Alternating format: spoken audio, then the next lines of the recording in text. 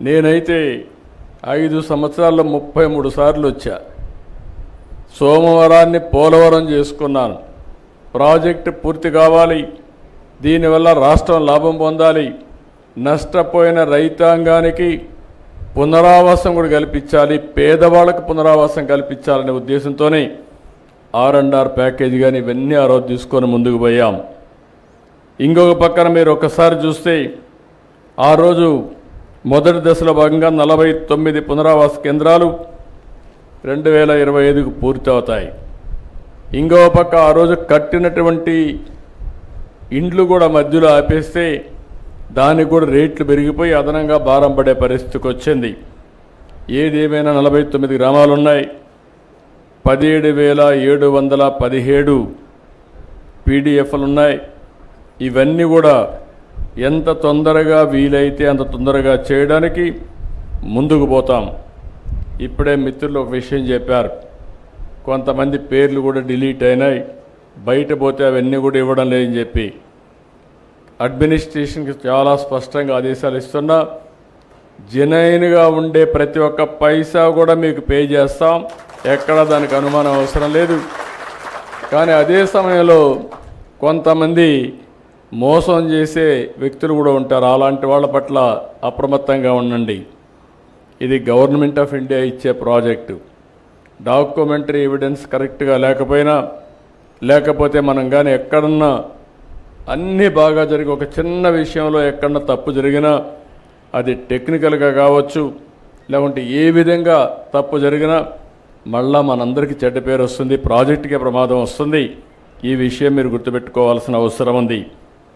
5 సంవత్సరాలు ప్రాజెక్టు డబ్బులు ఖర్చు పెట్టలేదు, వచ్చిన డబ్బులు డైవర్ట్ చేశారు. దానివల్ల మీరు చూస్తే ఈరోజు పునరావాస కార్యక్రమాలన్నీ మళ్ళీ కొత్తగా టెండర్లు పిలిచాం.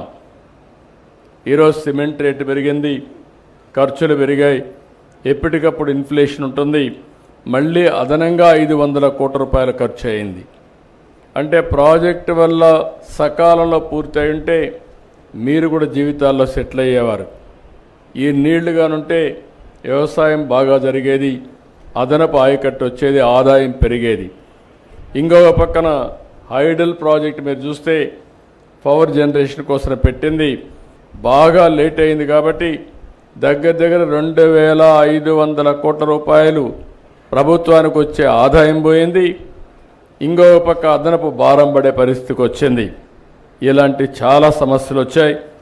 ఏదేమైనా ఒకటే హామీ ఇస్తున్నా, 2027కి పునరావాసం పూర్తి చేయాలని ఒక సంకల్పంతో ముందుకు పోతున్నాం. కానీ వీలైతే ప్రాజెక్టు నీళ్లు వదిలిపెట్టే ముందే మీ అందరికీ పునరావాసం ఇచ్చి తర్వాత ప్రాజెక్ట్ నీళ్లు వదిలిపెడతామని చెప్పి కూడా నేను మీకు తెలియజేస్తున్నా. అందుకనే ఒక టార్గెట్ పెట్టుకొని 2027 డిసెంబర్కి ప్రాజెక్టు పూర్తి అయ్యుంటే 2026 డిసెంబర్కి మీ అందరికీ పునరావాసం కల్పించే కార్యక్రమానికి శ్రీకారం చుట్టమని ఆఫీసర్లందరినీ కోరుతున్నా. వాళ్ళకు కావాల్సిన స్టాఫ్ ఇస్తాం, మనుషులు ఇస్తాం. కలెక్టర్స్ ఇక్కడే ఉన్నారు, సెక్రటరీ గారు ఇక్కడే ఉన్నారు. వారికి ఒకటే ఆదేశాలు ఇస్తున్నా, ఎక్కడ కూడా ఒక్క వ్యక్తి కూడా మిస్ కావడానికి వీలు లేదు. రెండోది, ఎక్కడా ఒక్క రూపాయి కూడా దుర్వినియోగం కావడానికి వీలు లేదు.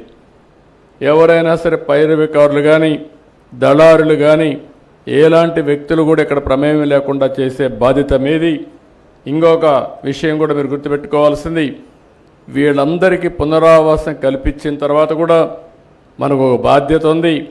వీళ్ళకు ఆదాయం పెంచే మార్గం, వాళ్ళకు జీవన ప్రమాణాలు పెరిగేదానికి ఏమేం చేయాలనో అవన్నీ కూడా ఇవ్వాల్సిన అవసరం ఉంది. దానికి కూడా ఒక కార్యక్రమం తయారు చేయండి, అది కూడా మనం చేస్తామని చెప్పి మీ అందరికీ తెలియజేసుకుంటూ మళ్ళీ మీ అందరిని ఒకటే కోరుతున్నా, బ్రహ్మాండంగా సహకరించారు.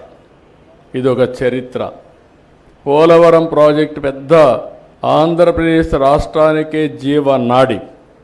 ఈ ప్రాజెక్టు పూర్తి చేసుకోగలిగితే రాష్ట్రం బాగుపడుతుంది.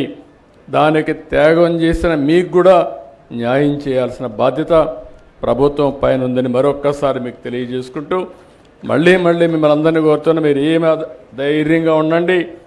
మీ ప్రభుత్వం వచ్చింది, మన ప్రభుత్వం వచ్చింది, ఎన్డీఏ ప్రభుత్వం ఉంది. అన్నీ న్యాయం చేసే బాధ్యత మేము తీసుకుంటామని మరొక్కసారి హామీ ఇస్తూ నేను మా ఆడబిడ్డను చూశాను, చాలా బాగా మాట్లాడింది. మనస్ఫూర్తిగా అభినందనలు. అందరూ మారిగా మాట్లాడేది నేర్చుకోవాలి. మంచిని మంచిగా మీరు చెప్తే మంచి ఇంకా ఎక్కువ జరుగుతుంది. అట్లా కాకుండా మంచి చేసిన వాళ్ళకి సహకరించకపోయినా అది తప్పే అవుతుంది. ఆ విషయం మీరు గుర్తుపెట్టుకోవాలి. కృతజ్ఞత అనేది మన సాంప్రదాయం, మన వారసత్వం కూడా. ఈరోజు మీరు చూస్తే ఏ ప్రభుత్వం కూడా 5 ఏళ్లు పరిపాలించిన ప్రభుత్వం ఒక్క పైసా ఇవ్వకపోతే వచ్చిన 9 నెలల్లో ప్రాజెక్టు కట్టడమే కాదు, పునరావాసం చేయాలి, బాధితులను ఆదుకోవాలని 800